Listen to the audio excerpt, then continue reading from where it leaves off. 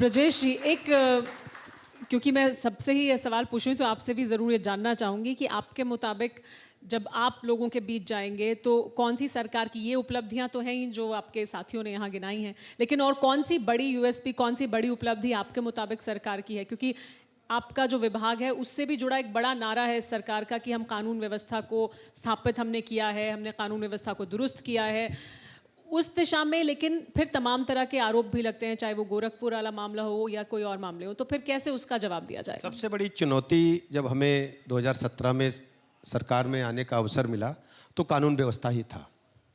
उत्तर प्रदेश राज्य में हमने जितने भी ऑर्गेनाइज क्रिमिनल्स थे, संगठित माफिया गिरोह थे, उनको पूरी तरह से समाप्त किया है। अब उत्तर प्रदेश में कोई भी संगठित माफिया गिरोह सक्रिय नहीं है, या तो उत्तर प्रदेश के बाहर हैं या जेल में हैं। दूसरा विषय था 100% FIR लिखी जाए, जो भी अपराध हो। हमने 100% अपराध का पंजीकरण किया है और निष्पक्ष विवेचना की है। दोषी कितना भी बड़ा हो, हमने उसे बख्शा नहीं है। चाहे सांसद, विधायक, बड़े नाम जितने थे, हमने सबके खिलाफ कड़ी कार्रवाई की है। यदि आपने कानून हाथ में लेने का प्रयास किया है तो हमने कड़ी कार्रवाई की है।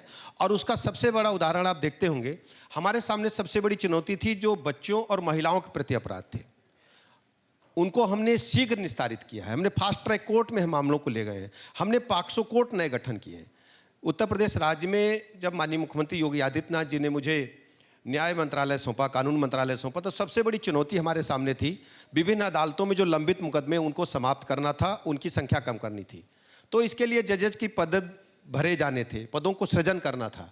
तो पहली बार उत्तर प्रदेश के इतिहास में आज़ादी के बाद 610 नए पद सिविल जज जूनियर डिवीजन के सृजित किए गए। उनको हमने भरा, लोक सेवा आयोग के माध्यम से उनकी तैनाती दी। 100 से अधिक पद सिविल जज सीनियर डिवीजन के हमने सृजित किए, उनको हमने प्रमोशन से भरा। 100 से अधिक पद अतिरिक्त सत्र न्यायाधीश स्तर के हमने भरे। आप देखते होंगे कि जितने फैमिली कोर्ट्स हैं, बड़ी संख्या में वहाँ मुकदमे लंबित थे। 110 नई पारिवारिक अदालतें हमने खोली। इसके अलावा हमने जहाँ जहाँ कॉमर्शियल मुकदमे थे, आप देखते होंगे ईज ऑफ डूइंग बिजनेस के तहत उत्तर प्रदेश में उद्योगपति आते थे तो उनको लगता था ईज ऑफ डूइंग बिजनेस का फार्मूला पूरी तरह से लागू नहीं है। तो हमने ईज ऑफ डूइंग बिजनेस के तहत कॉमर्शियल कोर्ट्स खोले। 13 नए कॉमर्शियल कोर्ट्स हमने वहाँ खोले हैं जहाँ कॉमर्शियल मुकदमों की संख्या अधिक थी। इसके अलावा जो पॉक्सो के मामले थे, बच्चों के प्रति अपराध थे, हमने 218 नए पॉक्सो कोर्ट खोले।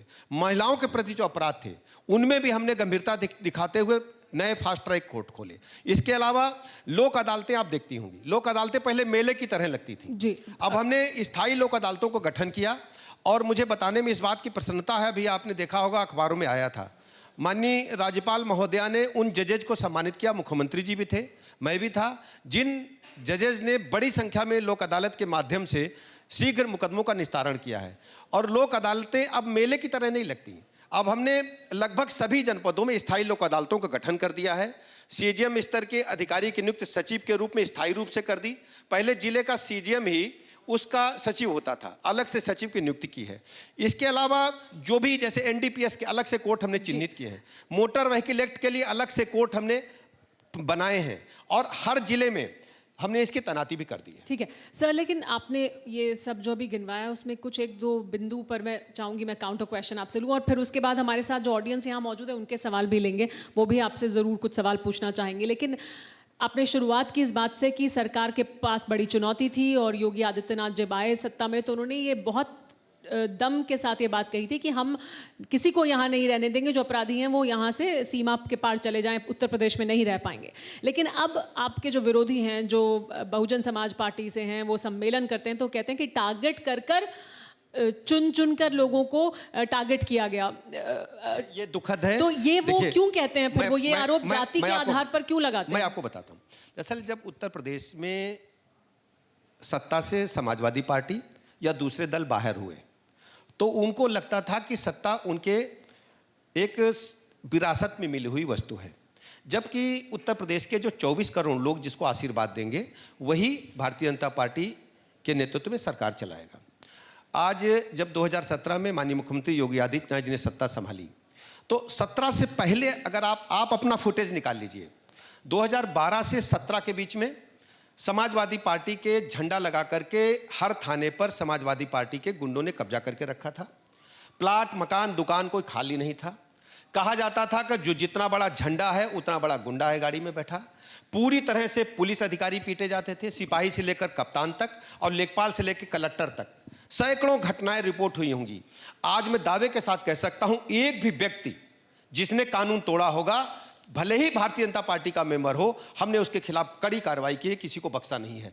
समाजवादी पार्टी के शासनकाल में अपहरण होते थे, ऑर्गेनाइज क्राइम हावी था। हमने बुरी तरह से माफिया का और जो बदमाशों का नेटवर्क है उसे ध्वस्त किया है, और बदमाशों में, गुंडों में हमने भय पैदा किया कानून का। आप देखते होंगे पश्चिमी उत्तर प्रदेश से लेकर के पूर्वी और मध्य यूपी में, बुंदेलखंड में भी कई जगह बदमाश थानों में गले में तख्तियां लटकाए नजर आए कि हम अब कोई क्राइम नहीं करेंगे, हमको शांतिपूर्वक जीवन जीना है, हम जेल जाना चाहते हैं। कई प्रकरण आपके समक्ष मीडिया रिपोर्ट्स में आए होंगे।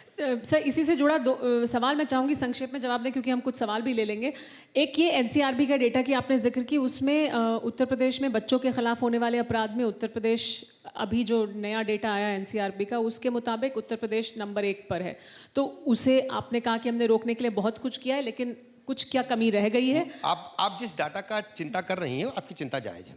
एनसीआरबी के आंकड़े में पहले जो रिपोर्ट्स होते थे उनका अपराध का पंजीकरण नहीं होता था। हमने तय किया है 100% पंजीकरण कराएंगे, फास्ट ट्रैक कोर्ट में ले जाएंगे। मैं आपको बता दूं, परसों लखनऊ में हमारे पॉक्सो कोर्ट ने 5 माह की बच्ची के साथ रेप विथ मर्डर था, हमारी न्यायालय ने उसको फांसी की सजा दी। इसकी पैरवी उत्तर प्रदेश सरकार ने की। औरैया के अंदर ऐसा ही सेम घटना थी, बच्ची के साथ रेप विथ मर्डर था, वहां भी हमने आजीवन कारावास दिया है। दूसरी तरफ आप चले जाएं, पश्चिमी उत्तर प्रदेश में कई ऐसी घटनाएं हैं जो बच्चों के प्रति घृणित अपराध थे, हमने उनको फांसी की सजा के लिए पैरवी की, आजीवन कारावास मिला है या फांसी मिली। कई मामले ऐसे हैं। 218 नए कोर्ट केवल पॉक्सो एक्ट के कायम कर रहे हैं, और हमारी सरकार में 100% पंजीकरण, और जो भी कानून हाथ में लेगा उसके खिलाफ कड़ी कार्रवाई सुनिश्चित करते हैं उनको मुख्यमंत्री जी। तो आंकड़ों से आपको डर नहीं लगता? आंकड़े भले बढ़े, लेकिन न्याय मिलना चाहिए। अगर हम शरीर में जो फोड़ा है उसे बचाएंगे और किसी को इलाज नहीं करेंगे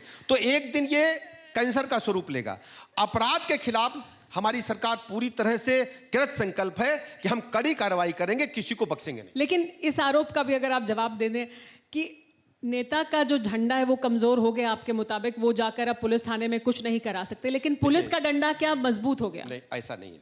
देखिए, आप गोरखपुर की घटना का उदाहरण ले लीजिए। अगर संज्ञान में आया कि पुलिस ने कानून हाथ में लिया है, चाहे वर्दी वाला गुंडा हो चाहे सामान्य गुंडा हो, हम सबको जेल भेजेंगे, कड़ी कार्रवाई करेंगे। आप परिणाम आएगा तो गोरखपुर में जो पुलिस वालों ने कृत्य किया है उनके खिलाफ वही होगा जो अन्य माफिया गिरोहों के साथ हुआ, अन्य बदमाशों के साथ हो रहा है। किसी को नहीं बख्शेंगे। परवाह देश की, सोमवार से शुक्रवार रात 10 बजे TV9 भारतवर्ष पर।